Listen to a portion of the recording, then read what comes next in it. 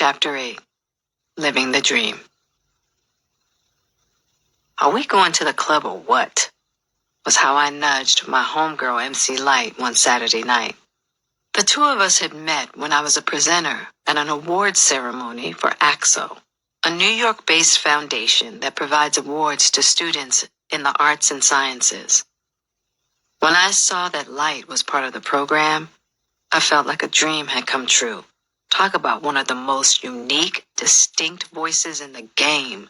She was my female rap idol. And she better be glad I can't rap a lick because I would have tried to steal her whole steez. When I'd arrived at the venue, I'd immediately gone to find her backstage, where she was sitting in the makeup chair. I was so excited that she may have felt the need for extra security. I unabashedly introduced myself and told her how much her music meant to me and how much respect I had for her and what she did for women in rap. Light was the first female rapper to release a full-length rap album, 1988's Light as a Rock, and by the early 1990s was on her way to becoming an icon. Plus, she was down to earth and gracious, everything I had imagined her to be. From that moment, we began a friendship that grew into a beautiful sisterhood. She became one of my few close girlfriends who had witnessed me at my best and at my worst, and loved me all the same. In those days, I could seriously drink a lot of folks under the table and still be on my feet. It was the Pinkett in me.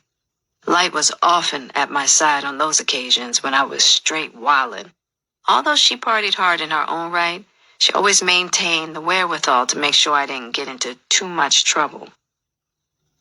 On this Saturday night, before we even went out, I'd already downed damn near a full bottle of red wine, her beverage of choice, smoked enough weed to almost pass out, and then taken a tab of X. Light looked at me in my Lena James-esque attire, basically eclectic streetwear, and responded to my slurred question by saying, "Yeah, let's go." Before we left, I took a shot of Cavassier to top it off. Brown liquor in particular usually became the gateway to my more aggressive dark side. Although that night, I think it was the mixture of several mind-altering substances that got me going. The whole LA club culture at this time was whack, as in boring. Other than the gay clubs, most of the well-known clubs didn't have good music, and most of the people were on the dance floor to be seen and not really dance. But now and then, a hot DJ might come through and take over an underground club or restaurant bar, and the word would get out. Sometimes a lively crowd would actually show up. Once we got to the club, I headed straight for the dance floor to cut loose, doing my thing and bumping into whoever was in my way. "Hey, watch it!" More than a few people barked at me. "Fuck you," was all I had to say. "What did you say?" I said, "Fuck you. I'm dancing. You don't like it? Move." That brown liquor had me mean and obnoxious, and I liked it. Light knew when to pull my coattails, though. She was right at my side, leaning into my ear. "Okay, little lady, it's time to go." "I'm not ready to go." "I bet," she chuckled, and politely grabbed me by the arm like we were about to square dance, and we do-si-doed out that spot. I was just warming up, but oh well. Light poured me into the car with another friend of ours and took me home. All the way to my place, I continued talking shit, laughing, joking, and just being the usual raucous mess I am when I get fucked up. Light got me into my house and up the stairs, where she made sure I was okay. She never felt the need to give me a lecture. Instead, she was best at holding space. And I could tell what she was thinking through her silence, how she listened, offering looks that conveyed subtle approval or subtle disapproval. That quiet way of keeping me grounded has always been far more potent an influence than a talking to. There were times when her looks would speak volumes. "Hey, we can have a good time, but why do you have to be so reckless?" At this point, not only did I not have the answer, but I couldn't see how my excessive, destructive behavior was a red flag. There was a void inside me that I just couldn't fill but also refused to acknowledge. Why would I? I was supposed to be happy. And people who achieve what I had in a very short amount of time are supposed to be happy people. I was reminded of that on a daily basis in the city that offers you, with hard work, a happily ever after. After I joined the cast of A Different World, a lot of positive changes happened quickly. For instance, once I knew there was going to be a steady paycheck, and a good one at that, I was able to leave the place on Comey Avenue, which had to happen since my goddaughter and her mother, who lived with me at the time, were almost carjacked in my neighborhood. I moved to a townhome in the hills of Studio City, walking distance to Universal Studios and less than 10 minutes from Radford Studios, where the show was filmed. At age 19, though I was making good money, legally too, nothing was ever guaranteed. And rather than spend it all on lavish decor, cars, and jewelry, I kept my life in my new place simple and modest.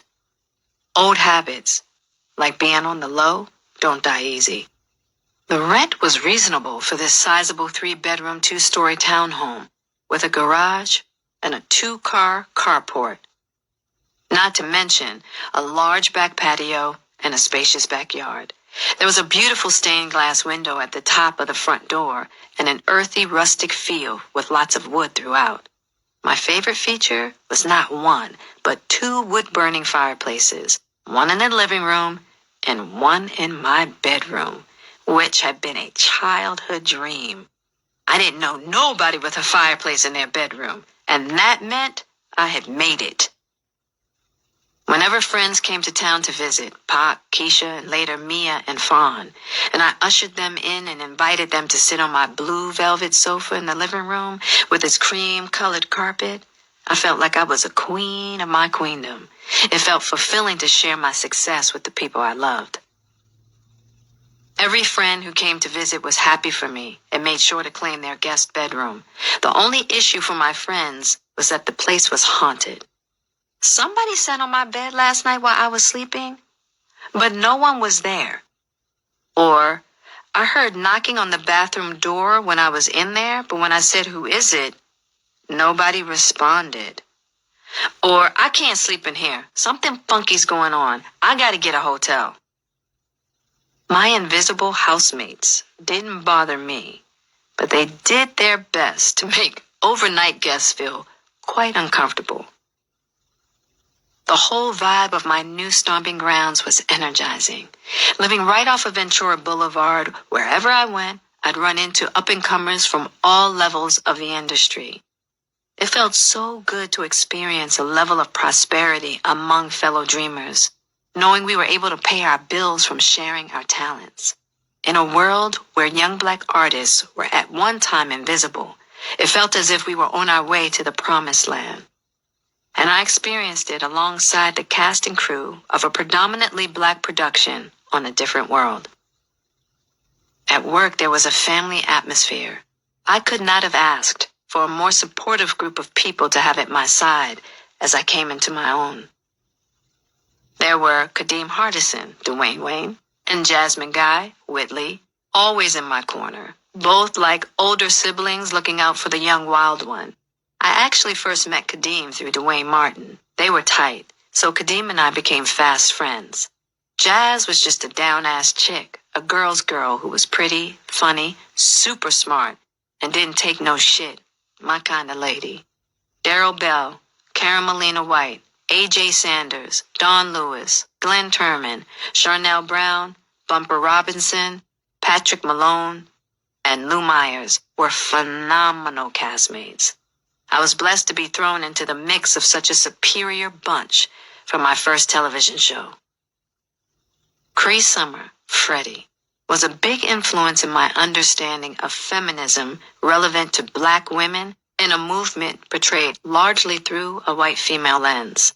Highly intelligent, with a razor-sharp wit, Cree put me onto books and social justice movements around L.A. She also introduced me to a vegetarian lifestyle, something I embraced enough to give up my fast food habits. Both Cree and author-activist Bell Hooks, who also became a friend and mentor in my early years, expanded my understanding of racial and gender politics in America, and especially in Hollywood. Funny, sweet, and sharp, Belle was a provocative thinker and writer, and constantly reminded me that success was to be used to help the greater good.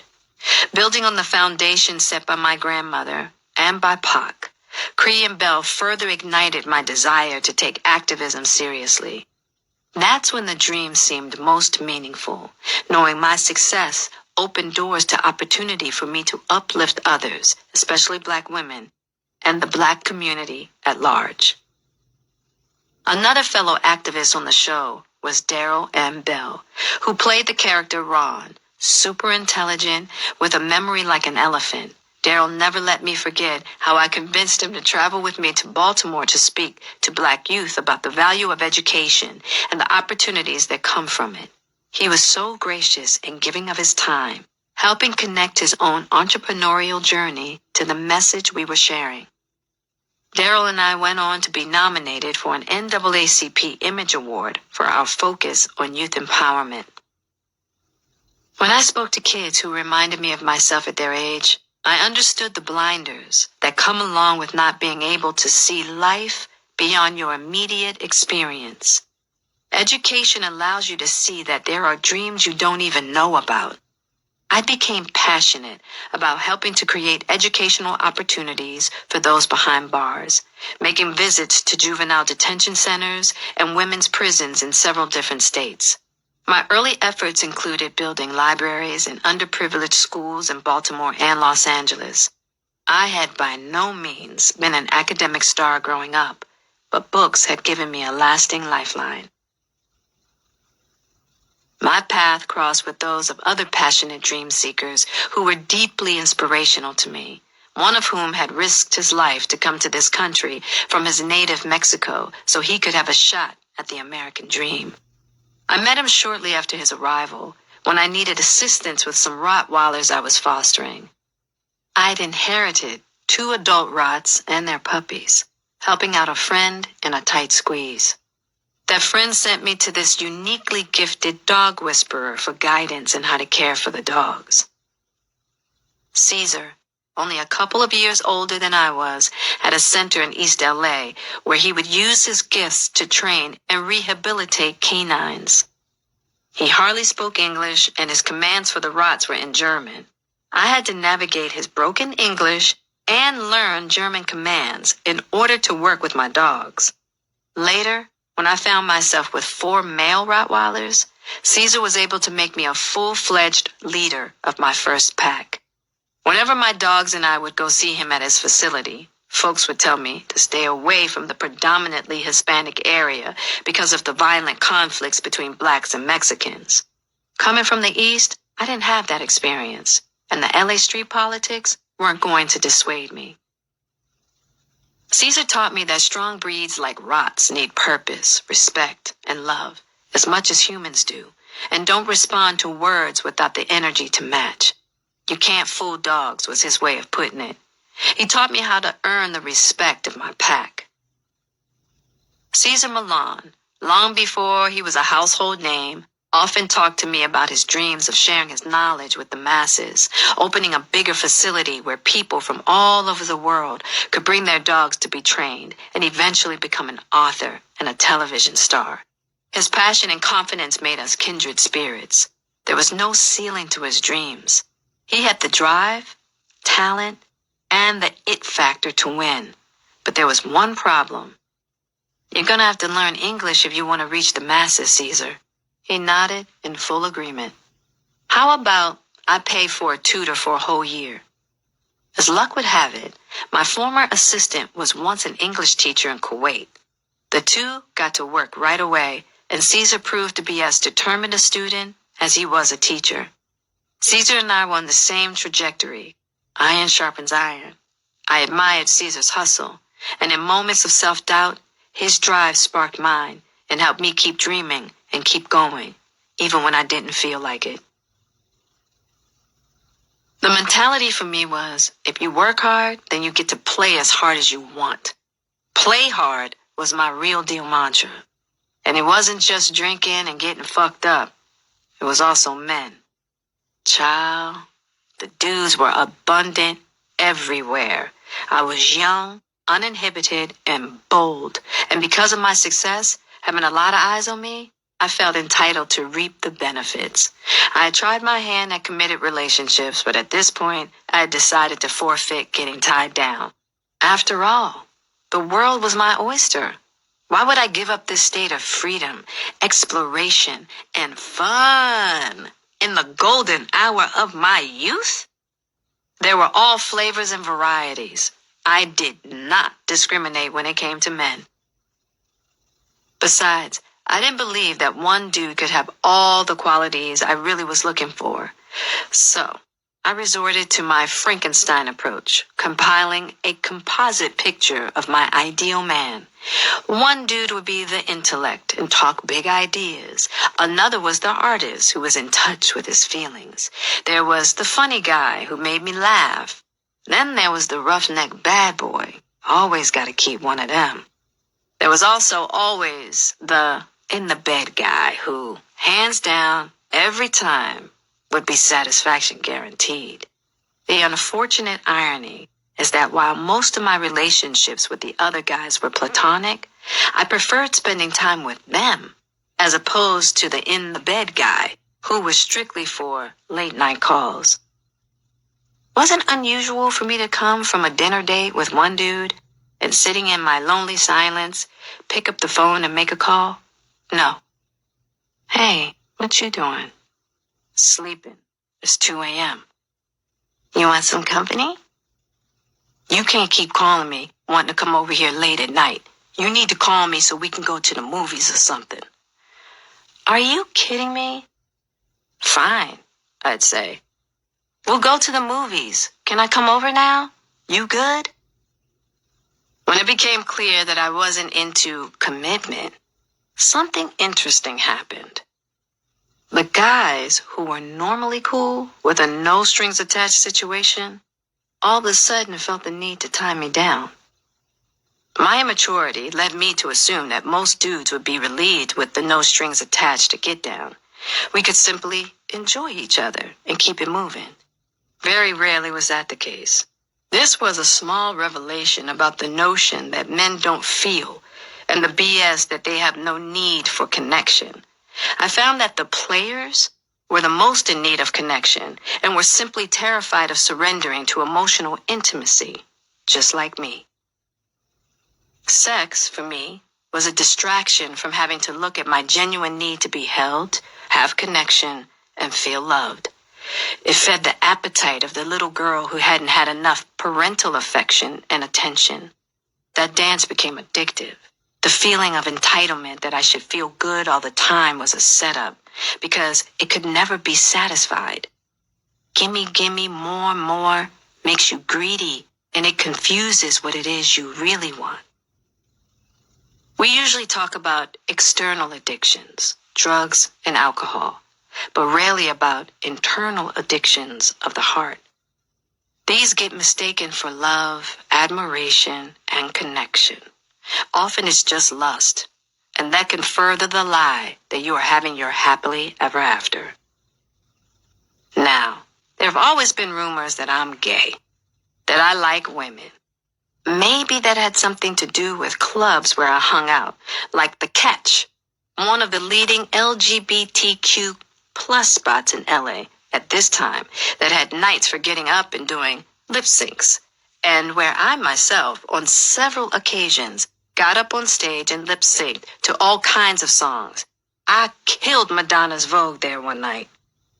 The truth is that during those early years of exploration in Hollywood, I had a few sexual experiences with women, only to realize that when it comes to sex, I love men.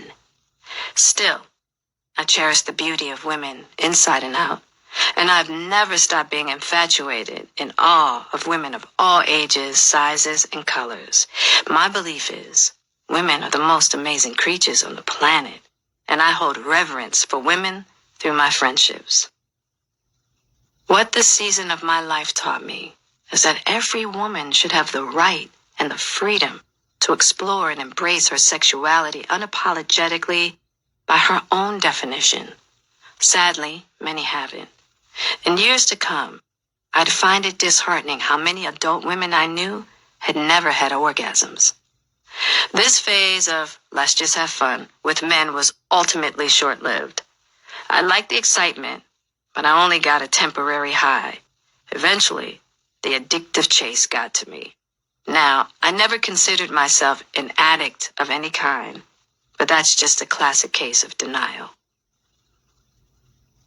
There was one person on my neck at times about my lifestyle, and his name was Tupac Amaru Shakur. And imagine, he was concerned about my lifestyle. Whenever Pac got in some mess, which was often, I would get a call from his mother, his brother Mopreme, or even him. Likewise, Pac would go out of his way to check on me, especially if he heard I was dealing with some fool, which was often. You know that nigga ain't shit. Pac, you don't even know him. Have you ever spent time with him? I don't have to know him. Every nigga I know ain't shit. What, you actually think these niggas want to love you? Hell no. These niggas just want to fuck you. Pac, get off my phone with this shit. Alright, I'm telling you, you better leave these buster-ass niggas alone. As he finished his lecture, he laughed that beautiful, goofy-ass laugh of his. Ironically, Pac was always falling in love with somebody, and I never complained. As long as he was happy, I was happy. But when we'd be sitting in my living room, and he'd use the occasion to get up on his soapbox and give me a sermon about his good girls and bad girls, bitches and hoes philosophy, things got heated. What are you trying to say, Pac? That there are women who deserve respect and those who don't? Do women hurt any less than men? We gotta understand and be cool when y'all act a fool, but we don't deserve the same? You need to chill with calling women bitches. Pac countered with his usual. I'm not talking about you or none of your friends when I'm talking about bitches. Or am I? Is there something I don't know? I got mad respect for women who have mad respect for themselves, but if you a hoe, I'ma treat you like one. That got me to my feet. Generalizing and disrespecting women in that way is dangerous. I was just warming up. That's why I can't understand how black men can't see that they're oppressing and demonizing black women in the same way they've been oppressed and demonized by racist white people. Y'all act like we are not part of the same struggle you are. It's stupid. Then be mad at the white man for my condition. Be mad at that because they stole mine. And so on. And so on. We'd been having these arguments over the years about the ways black men justified mistreating black women. Although the virgin hoe trope was common throughout the male kingdom, it was blaring through rap music with a poisonous pervasiveness in our community and eventually the world. In time, after many arguments, I would have the epiphany that Pac and I were actually arguing about the right to feel loved. We thought we were arguing about the semantics of how men and women disrespect each other. But underneath that was his point that black men deserve love, and not just because they're famous and got money. My point was that black women deserve love even if they don't live up to the idealized vision imposed on them. This was made more intense because we were both confronting these themes in a lifestyle that told us we should be loved all the time, and yet weren't. Fame might get you company, but it ain't always good company. And it's certainly not real love or real respect. So, misogyny and objectifying women in rap were complicating what we all truly desired: to be respected, loved, and to feel worthy. That was a point I tried to make publicly when BET invited me to be part of a group on air to talk about current events and our representation in media. On that panel was Eazy-E of NWA, aka Eric Wright, whom I had never met. As soon as I saw that Eazy was going to be part of the conversation, I made up my mind that I would find a way to address misogyny and rap with him directly, given the popularity of NWA and their music starting in the late 1980s with Straight Outta Compton. Mind you, I love me some NWA, but how they referred to women in their music, I found offensive. Once I had the opportunity to address Easy. After the moderator asked me what I felt about his lyrics, I spoke my piece. I met him today. I would have thought that he was a woman hater because of his music that he writes.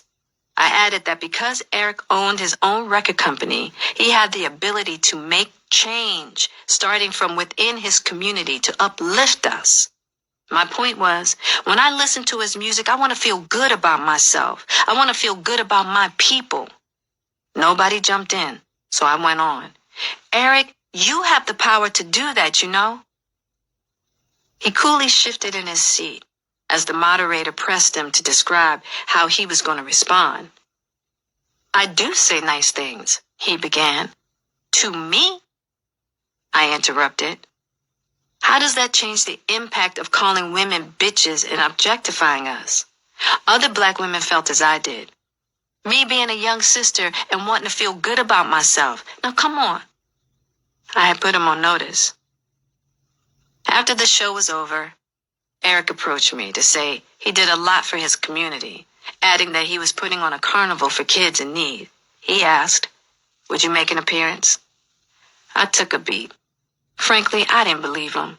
However, I decided to give him the benefit of the doubt and said, sure. I have to admit, I was impressed. We kept a dialogue going about making change in the community and about assisting the youth, and a dope friendship was born. Easy's real passion and focus was educating young people about business and entrepreneurship. He taught me a lot about the importance of ownership of one's artistic property. That was the change he was mostly interested in. Artists owning their art, no matter what it was. In fact, when I gave him a folder of some of my poetry, which included the artwork of my ex-boyfriend John to accompany it, Easy had an entrepreneurial idea. He was very complimentary and told me, publish your poetry and record it as spoken word to music. Sell the CD with the book. Own it. All of it. This was the early 1990s when almost no one was doing things like this. He was ahead of his time. He was a unique character. Sometimes when he stopped by and I wasn't home, he would leave a note written backward that you could read only in the mirror. When he paged me, he'd place the numbers together in a unique way that created words. His dry sense of humor was like no one else's, and he could also be very, very silly. It didn't surprise me that he enjoyed kicking it with Keisha, who knew how to make him laugh. She teased him mercilessly about his jerry curl and how he needed to cut his hair.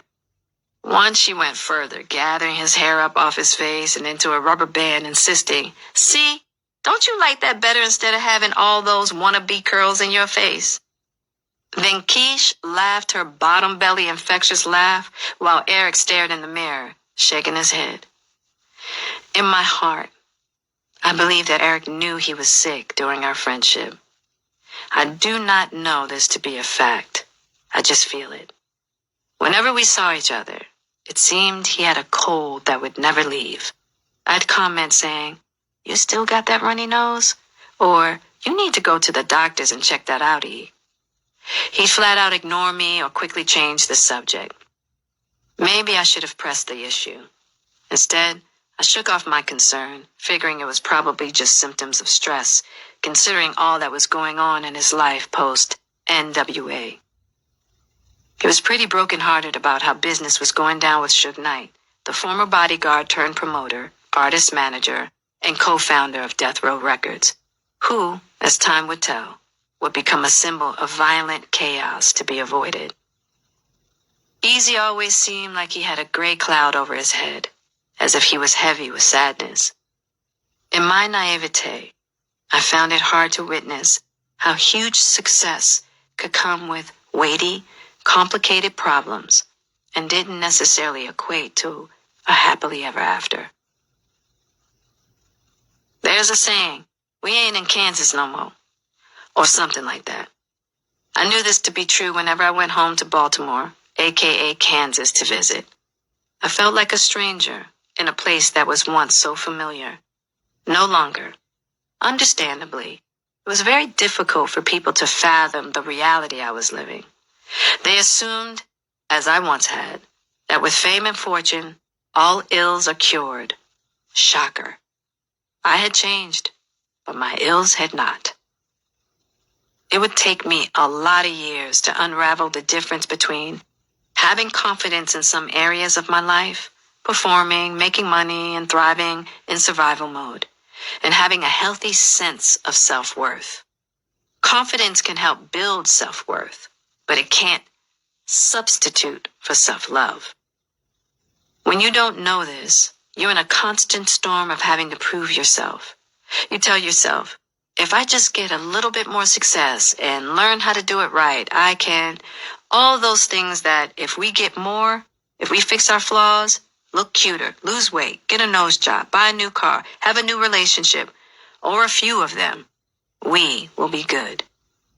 If I dared admit that I was still searching and struggling to find authentic happiness in the Hollywood glitz and glamour, it came off as ungrateful and spoiled.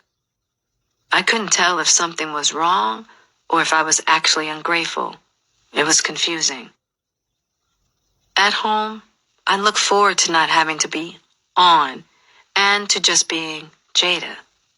That didn't always happen, though part of going home was to recalibrate and get grounded, chill and be with my loved ones. Many loved ones, rightfully, wanted to be Hollywood adjacent when I was in town. On one return to Baltimore, I went to see my grandmother Shirley and was surprised that she had planned an autograph gathering without telling me ahead of time.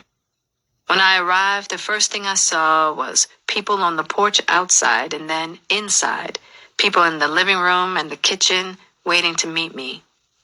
Really, what I'd been looking forward to was sitting down in her kitchen and playing a game of Boggle like I did as a kid. This was no fault of Shirley's. She was proud and excited to give everyone a chance to see me. Though I begrudgingly went along, took the pictures and signed the autographs, I wasn't happy about it.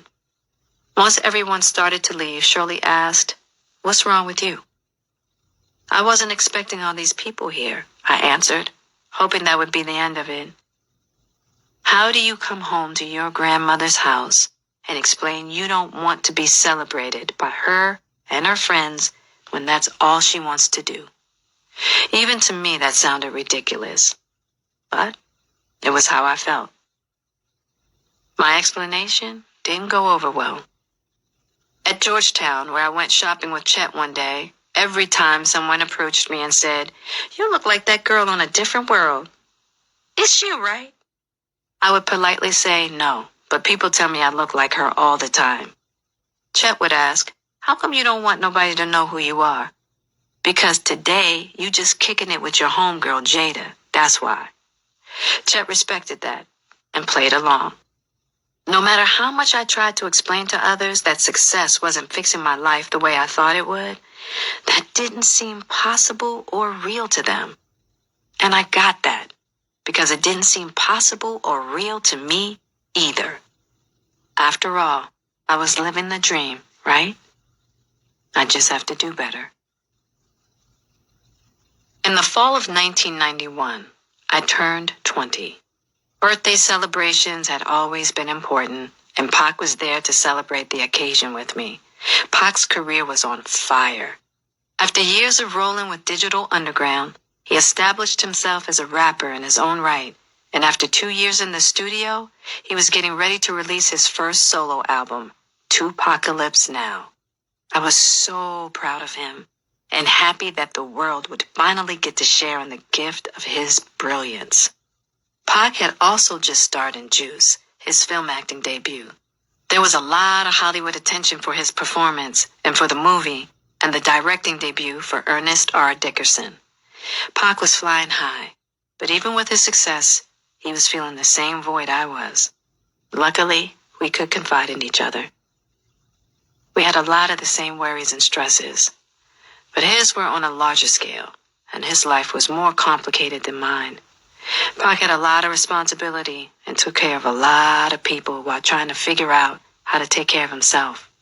He also had to deal with the pressures of the street politics of the hip-hop game, and simply being a young black man in America who had notoriety.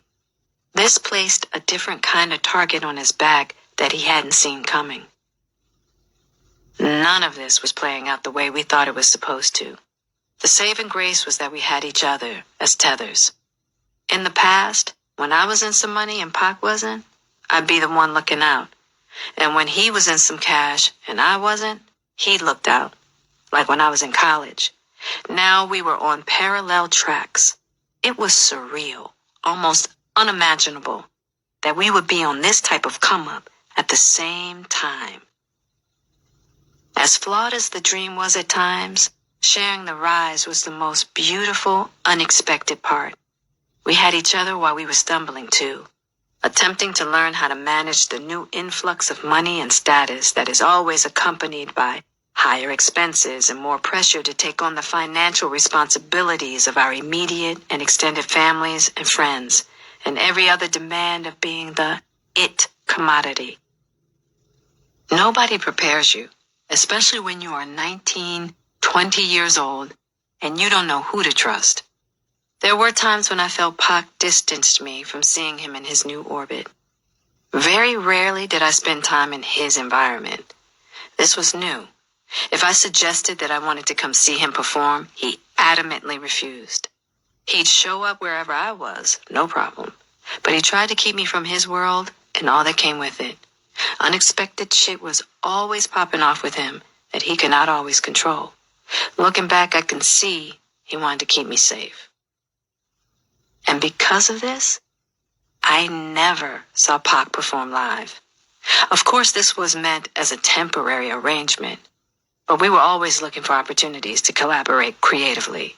That was a must for us both.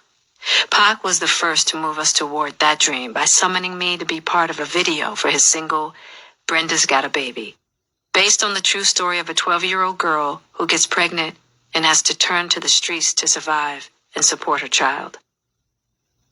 Then it was my turn, when I called him about playing a role on an episode of A Different World that Kadeem Hardison was directing. My character Lena had a homeboy from Baltimore coming to visit her at Hillman, and I knew only Pac could pull it off. Pac said yes. The in-studio live audience for A Different World was always boisterous, laughing and hollering, which added so much to the energy of the show. But when Pac made his entrance, his charisma off the charts, everyone out in the seats roared. It was one of the first times I saw for myself all the love out there for him as an artist. He put in the work, as usual, stealing the show, and then, in a blink of an eye, he was off and running again on to the next adventure. If my career had ended there, it would have been complete. How great that we traveled to this point together, given where we came from. But there was more. Leave it to Pac to top it off with a phone call about this movie he wanted us to do together. He couldn't say enough about the project. He was really excited about the opportunity and went on to say that the young directors, twins, the Hughes brothers, were very talented. He was convinced they were going to make a strong film. And the sentiment was that it would be rawer than Boys in the Hood. A scenario like this rarely happens in Hollywood. In those days, for an actress to make the leap from a TV sitcom to a gritty feature film was a high hurdle. These days, there's much less of an issue with actors doing both TV and movies. Besides, I was under contract with NBC and, as of then, not really available. Plus, I had to audition for the movie, as I reminded Pac. Nah, he insisted. I already told the directors that you're my homegirl. All they gotta do is meet you. I told them you're perfect for the role. Who knew that my first Hollywood film ever would be starring next to Pac in a job he put me on? Pac made the arrangements for me to meet the filmmakers, Alan and Albert Hughes. When we met, we all took a liking to one another. They liked my read for the role of Ronnie, a single mom.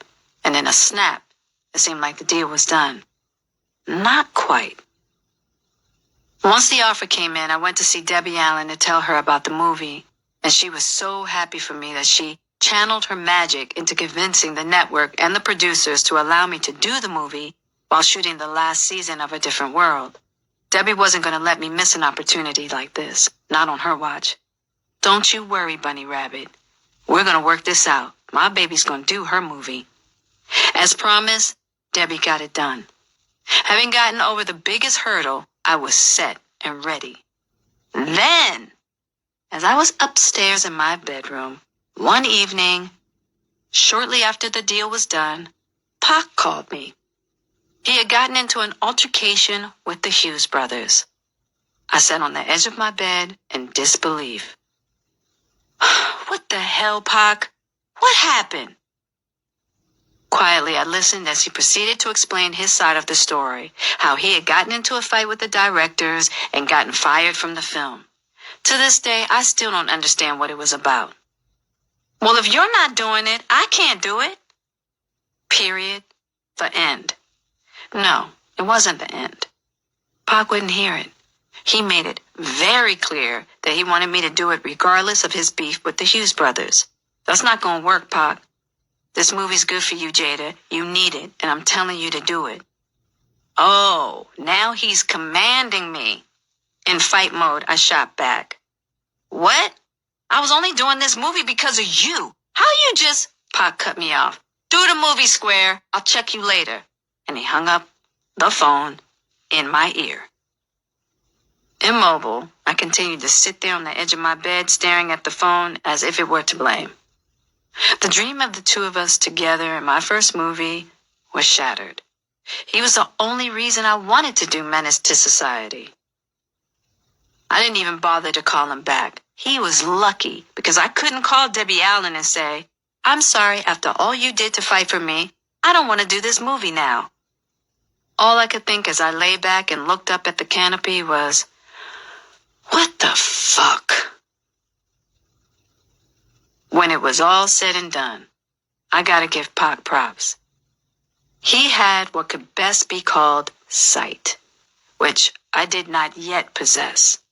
Menace to Society helped to launch my movie career in a serious, rapid-fire way, and even led to the Cannes Film Festival, one of the most prestigious film festivals in the world.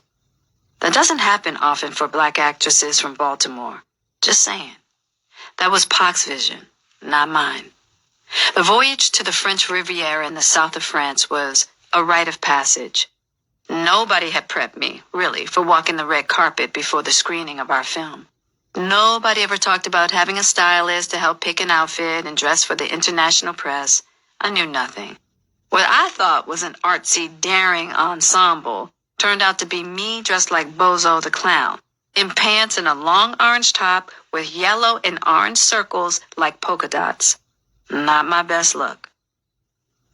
For the most part, working on the first big project with the Hughes brothers was a liberating experience. They gave me a lot of leeway to play a scene how my gut told me I should, drawing from my own experience. The movie was a huge success, critically and commercially. Being a part of it was a blessing in every respect. Pac never told me, I told you so. But he probably felt good about himself for helping to start what became a domino effect. He loved being by my side at premieres and such, not because he needed more of a spotlight for himself, but because he got a kick out of seeing me shine. He would often tell me, I'm so proud of you. I always knew you would do it. You've always been a star. Just don't let your head get too big, Square. I'd grab any chance to acknowledge his role in the start of my movie career. Although he didn't feel he needed to be thanked, he would say more times than I could count, you looked out for me when you didn't have to. I'm always going to love you for that, with all my heart. Always. He was a constant in my life. Whenever I called, he was coming, no matter what.